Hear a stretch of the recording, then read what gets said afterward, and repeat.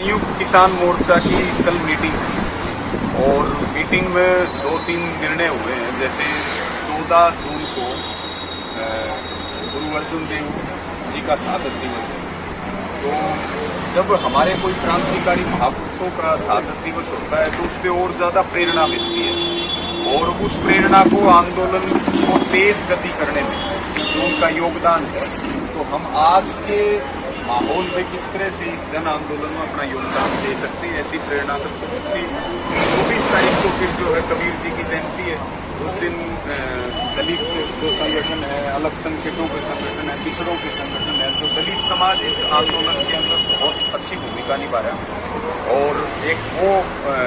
सारे बॉर्डरों के ऊपर और देश भर में जहाँ भी टोलों पर सब जगह धरने सब उनको श्रद्धांजलि दी जाएगी। 26 तारीख को जो है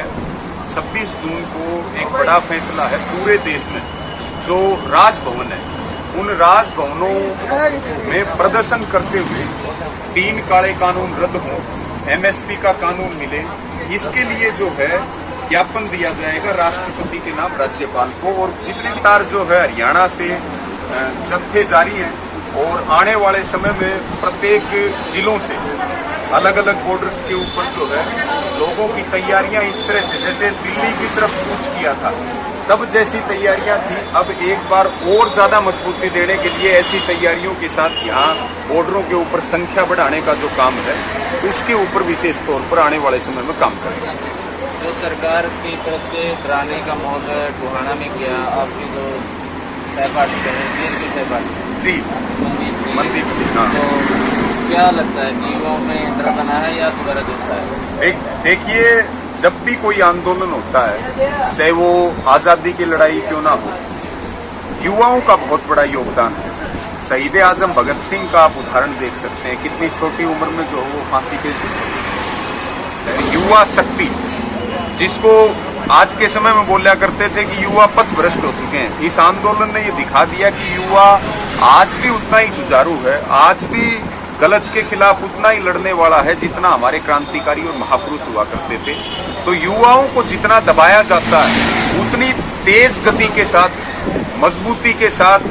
मजबूत होकर के जो है वो आंदोलन में आगे बढ़ रहे। डर रही है सरकार, हमने डरना कभी नहीं सीखा और डरेगा वो जो गलत काम करे। हम सबकी लड़ाई लड़ रहे हैं,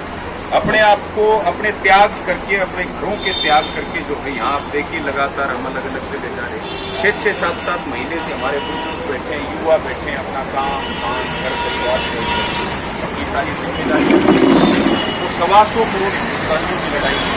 और युवाओं का तो निश्चित तौर पर साथी बैठा था यहाँ पे संदीप रोहन, दुर्भाग्य से उनके समाप्त मृत्यु हो गई, हमारे बीच में नहीं है। और रवि भाई का मेरा संपर्क था, पिछले दिनों उनकी जेल यात्राएं थी, तो काफ़ी दिन से था कि सीधा उस युवा की शांतवा के लिए इस परिवार के साथ, मलिक परिवार के साथ यहाँ पहुँचने का कार्यक्रम था। और एक हम यह मैसेज ये देना चाहते हैं, चाहे विकास सिसर हो या रवि आज़ाद हो, मैं उन आदमियों में से, उन समर्थक विचारधाराओं में से हूँ जो आंदोलन को खाली बॉर्डर करने वालों में नहीं है। मैं चाहता हूँ कि आंदोलन गाँव में भी हो, जिलों में भी हो, जब आंदोलन इतिहास गवाह है कि युवाओं ने अपने रक्त प्रवाह से, अपने विचारधारा से उसमें एक नई ऊर्जा का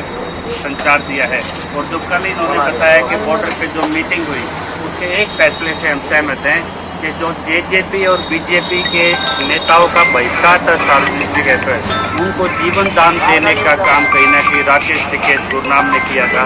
हम नहीं चाहते कि वो बहिष्कार कहीं पे रुके, लेकिन कल प्रेस कॉन्फ्रेंस में ये सामूहिक फैसला हो गया इसके अंदर कि यथास्थिति उनका बहिष्कार रहेगा। और यदि आंदोलन को ज़मीन और गांव पे भी उतारना पड़े तो उससे आंदोलन तेज होगा, ख़त्म नहीं होगा। ये एक बहुत अच्छी बात। और रही बात, आज इसका जन्मदिन है, कल उसका जन्मदिन है, ये जन्मदिन मनाने के लिए हम यहाँ पे आंदोलन में नहीं आए हैं। आज जब ये 26 का कार्यक्रम था खेती बचाओ और कॉरपोरेट भगाओ, कॉरपोरेट पे जो साइलोज हो या इनकी जो चेन हो या जो सरसों के तेल में जो पाम ऑयल पे अडानी ने फॉर्च्यून ब्रांड ला के जिस तरह महंगा किया, ये सारा खेल खेलना हो। कॉरपोरेट के सामने किसान को आज न कल अपना एक मोर्चा खोलना पड़ेगा, क्योंकि प्रधानमंत्री, संविधान और पार्लियामेंट आज कॉरपोरेट के कब्जे में है।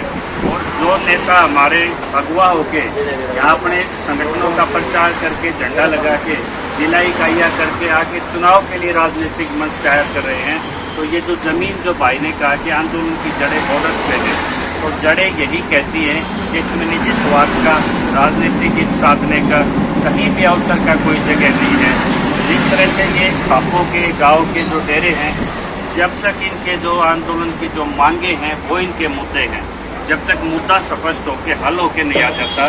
तब तक ये आंदोलन हिलने वाला नहीं है। और रही बात यूपी का भी आपने एक बड़ी चर्चा की है, यूपी के 10-15 टोलों पे आज उनको टोल फ्री करने का अभियान वहाँ आप देख रहे हो, उनकी वीडियो वायरल हो रही है। और जो संयुक्त किसान मोर्चा की मीटिंग में जो सहरावत साहब कहते थे कि हमें तो राजनाथ से हमारा बहुत लंबा चौड़ा हिसाब किताब लेना देना है, उसे और नेताओं को क्या दिक्कत है, तो वो अपना हिसाब किताब पहले कर लें, आंदोलन बाद में आगे लड़ लें। क्योंकि आज राजनीति को एक इकाई के तौर पे किसान देख रहा है, चाहे कोई बीजेपी है, कांग्रेस है या कोई भी है। आज इस सिस्टम से ही लड़ाई है जो मोदी का कई बार पर्यायवाची बन गया। तो ये युवा अब फेसबुक से निकल के, टोलों से निकल के ये उन जड़ों को मजबूत करने के लिए आज हमारे पास आए हैं। ये हमारे लिए बहुत खुशी की बात है। मनदीप भाई, ये बहुत अच्छी बात की आपने कि जो गांधी जी कहते थे कि गांव से जब कोई आंदोलन निकलेगा तो वो सफल होगा, ये गांव से निकला हुआ आंदोलन है। तो मनदीप भाई से आपसे भी एक सवाल है, तो जैसे संघर्ष कर रहे हैं आपके साथ यहाँ से दुख की घड़ी में आपके साथ आए हैं, तो जो टोहाना में हुआ, पहले तो संयुक्त मोर्चा की नेता बोले कि हम उनके सहमत नहीं हैं, और बाद में फिर वो उनके समर्थन में आए और उनको रिहा कराने के लिए वहाँ पर डेरा लगा के गए। देखिए भाई, मैं संयुक्त किसान मोर्चा के जो निर्णय उसके बारे में तो कोई बात करना नहीं चाहूँगा, लेकिन जो बबली प्रकरण हुआ पूरा, वो एक जिस अब जो हालात है वो बगावती सुर है, और जो देवेंद्र बबली की जो भाषा है वो एक मर्यादित भाषा नहीं है, और वो जो संवैधानिक पद पर बैठ के अब शब्दों का जो प्रयोग कर रहे हैं वो कभी बर्दाश्त नहीं किया जा सकता। और युवाओं के अंदर जो उनके प्रति आक्रोश था और रोष था, उसी का नतीजा था कि युवाओं ने उनकी कोठियाँ घेराव करना जायज समझा। यार एक बात बताइए, एक MLA विधानसभा का पदाधिकारी होते हुए DSP कैडर का अफसर के सामने वो माँ बहन की गाड़ियाँ बन रहा है, और हम न्याय की उम्मीद कर रहे हैं एक SDM से। तो ये जो इस समय जो हालात देश के अंदर बने हुए हैं वो जनता का आक्रोश, जनता के द्वारा चुने हुए प्रतिनिधि के खिलाफ है, और इसमें प्रशासनिक अधिकारी जो बीच में आ रहे हैं वैसे तो सब जिस प्रकार हमें उन्हें वोट देकर सत्ता के आने का आता है, तो हमें आता है उनसे सवाल जवाब पूछने का। और उसके बाद जो अनिल विज का बयान आया वो भी काफी दुर्भाग्यपूर्ण था। उन्होंने देवेंद्र बबली के शब्दों की निंदा न करते हुए उन्होंने किसानों को दोषी ठहराया। तो ये जो अब शब्द बोले गए हैं बबली और अनिल विज के द्वारा, ये बीजेपी का और RSS के चरित्र को दर्शाता है कि वो एक चरित्रहीन पार्टी है, और वो हमारे देश को गर्त की तरफ लेके जा रहे हैं। और अब इस किसान जन आंदोलन जो क्रांति का रूप ले चुका है, अब हमारे समय जो है वो मांग का नहीं, व्यवस्था परिवर्तन की लड़ाई है। और ये जब अब तक जो किसान हमारी मूल व्यवस्था थी देश की, उससे काफी दूर था, लेकिन अब वो राज्य के अंदर अपने पूरी तरह से अपने भागीदारी के लिए संघर्ष कर रहा है, और निश्चित तौर पे किसान की जीत होगी, इसमें कोई शक नहीं। जी, हमसे बात करने के लिए अपने बहुत बड़े दलित वर्ग और समुदाय भी हमसे जुड़ रहे हैं, और एक बड़े जत्थे की अगुवाई रवि भाई बहन से एक हजारों का जत्था होगा, भिवानी से होगा, उसको टिकरी बॉर्डर पर लाने के लिए एक मुहिम चलाने वाले हैं, और स्पष्ट करना चाहते हैं जमीन से जुड़े हुए यहाँ किसान, हमें इन युवाओं पे गर्व है, हम बिल्कुल भी इनसे कोई शर्मिंदा नहीं है। ये युवा ही जो सेकंड लाइन हमारी लीडरशिप है, इनको कोई रिमोट से चला नहीं सकता, इन्फ्लुएंस नहीं कर सकता। ये राजनीति को भी अच्छे समझते हैं और किसान की समस्याओं को, और उन्होंने अपना जीवन सारा दांव पे लगा रखा है। तो इसलिए जो सरकार चला रहे हैं वो कुछ राजनीति से प्रेरित